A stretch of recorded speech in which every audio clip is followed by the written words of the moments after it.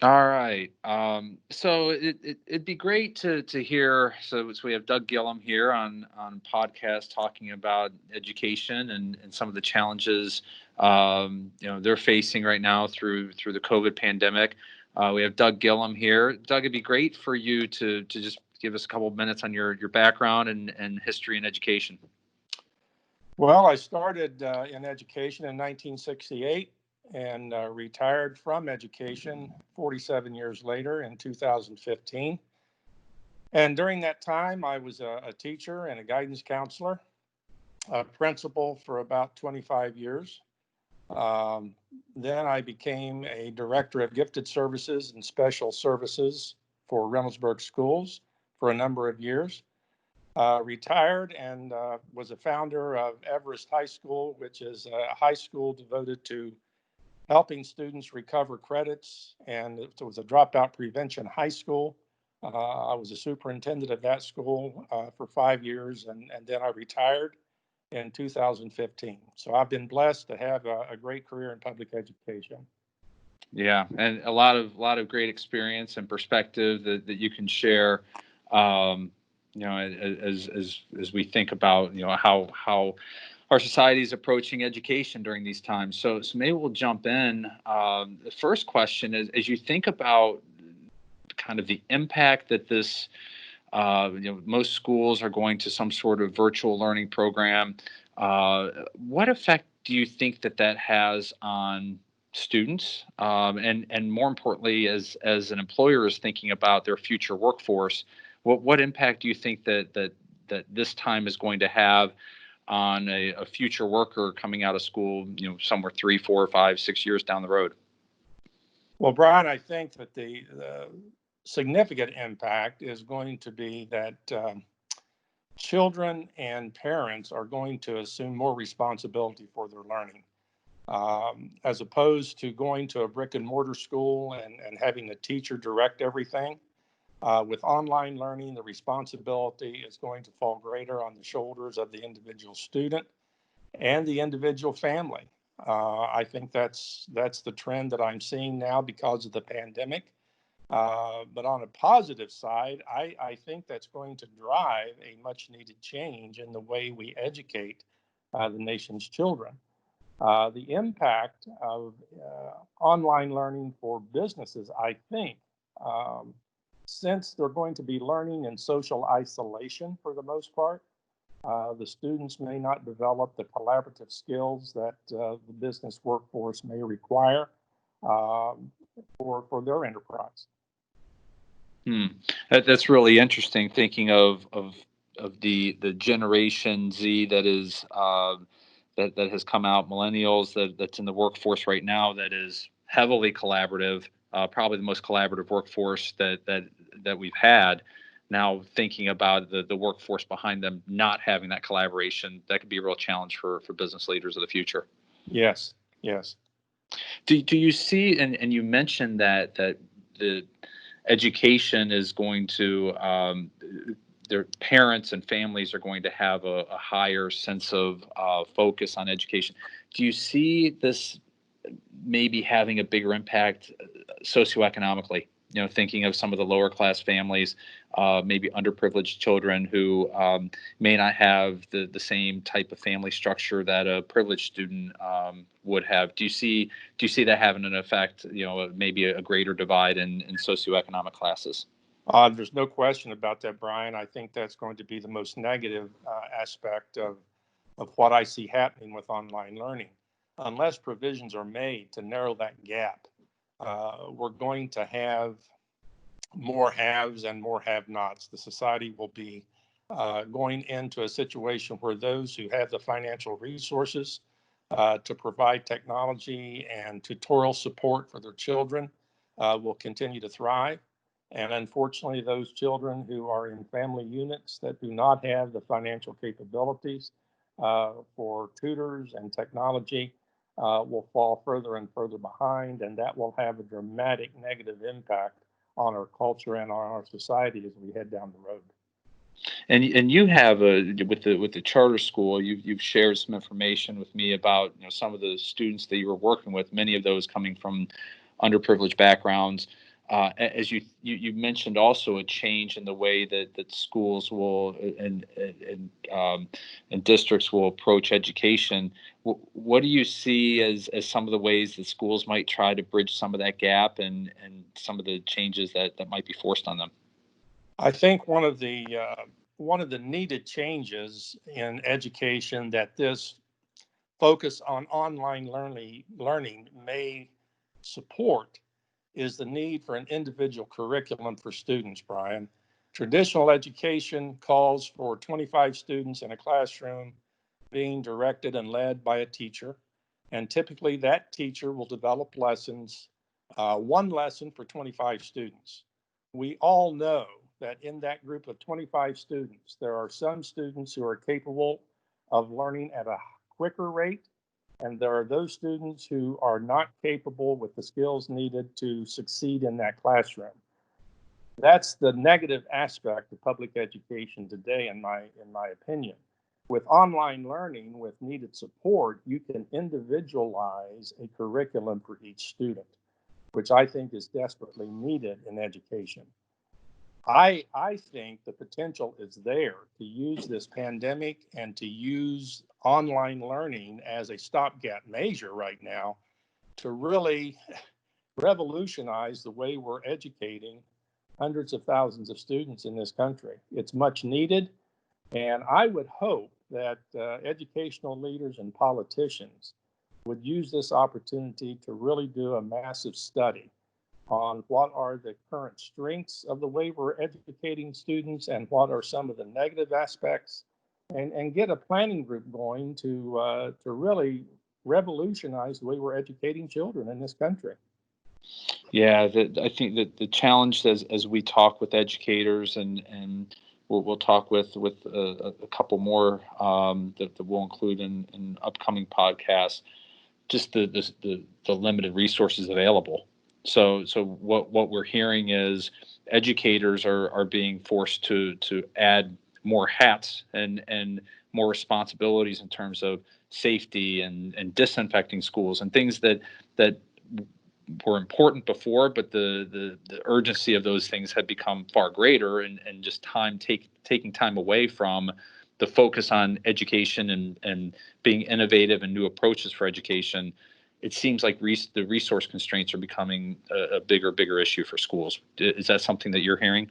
Well, it is, and as a former educator, I'm just astounded that the government at all levels are quick to see the need to support businesses and other entities during the pandemic.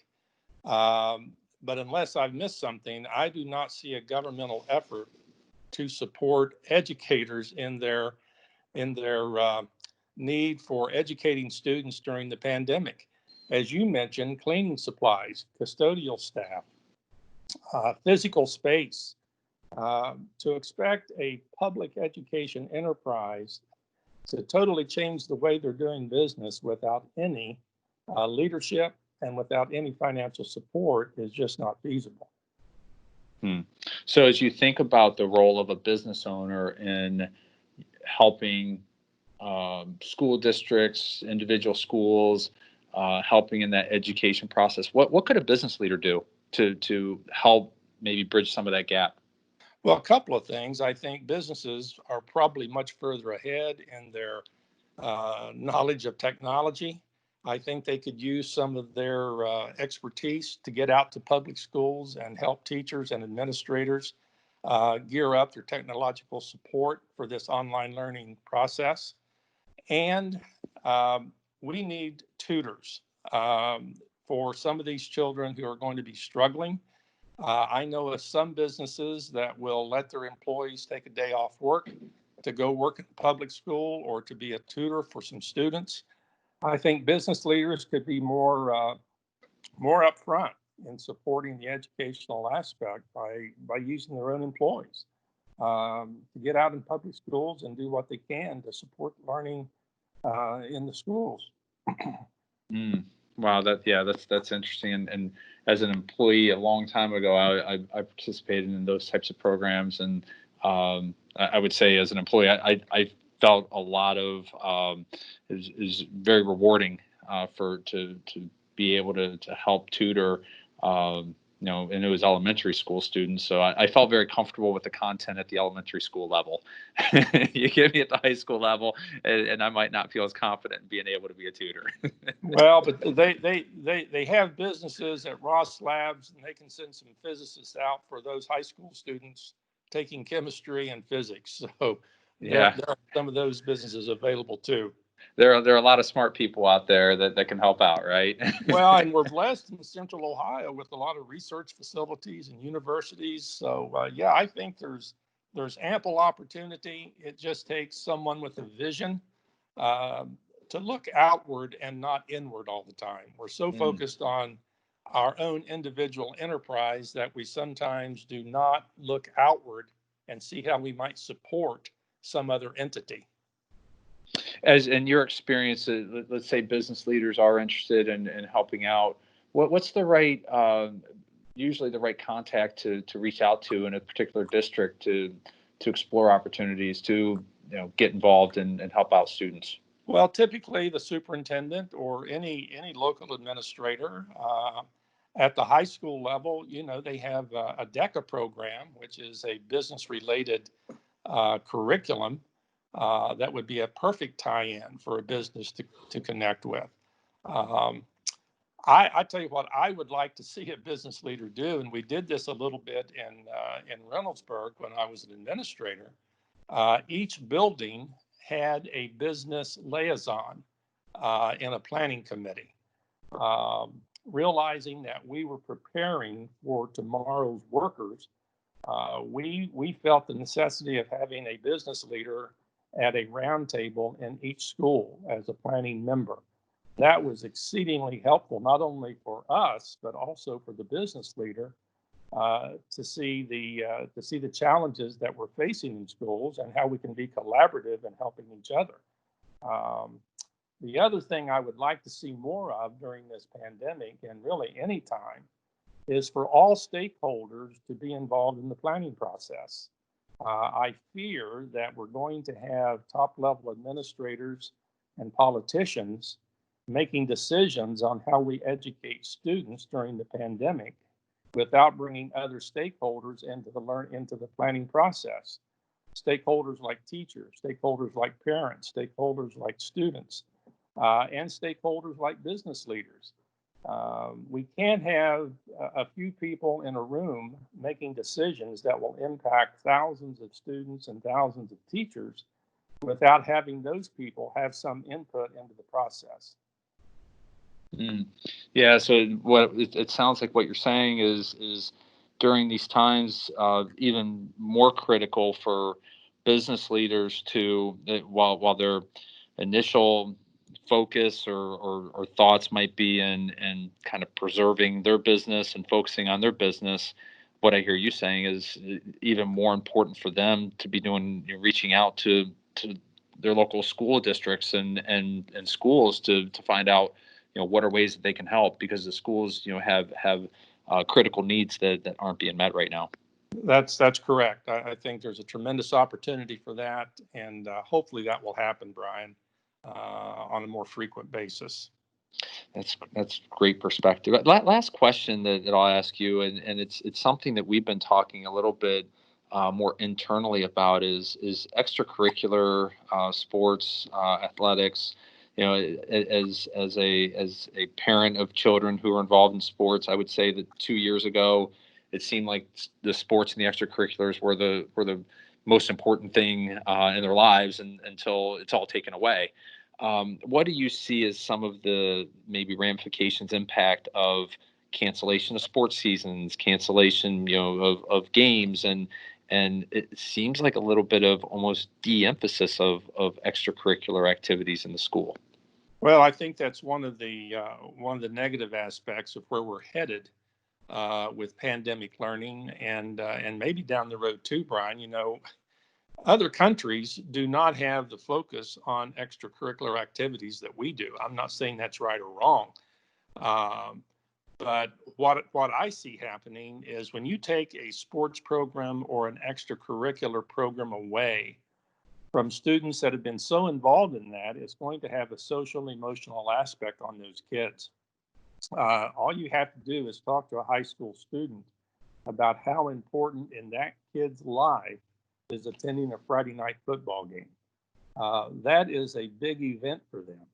It's social, and it will affect I think it'll affect the mental health of some of our kids. I really do. When you take those activities away.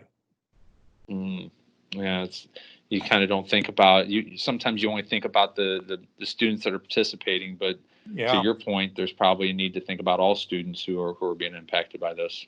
Well, I think the one of the needs that we have as human beings is social interaction. And when you're stuck at home, either doing online learning or you can't go out because of catching the virus, you're impacting one of the basic human needs that we have. And we need to think more about the impact on mental health, not only of students but of adults. I think we're maybe on the precipice of a crisis in this country that very few people are thinking about. Mm.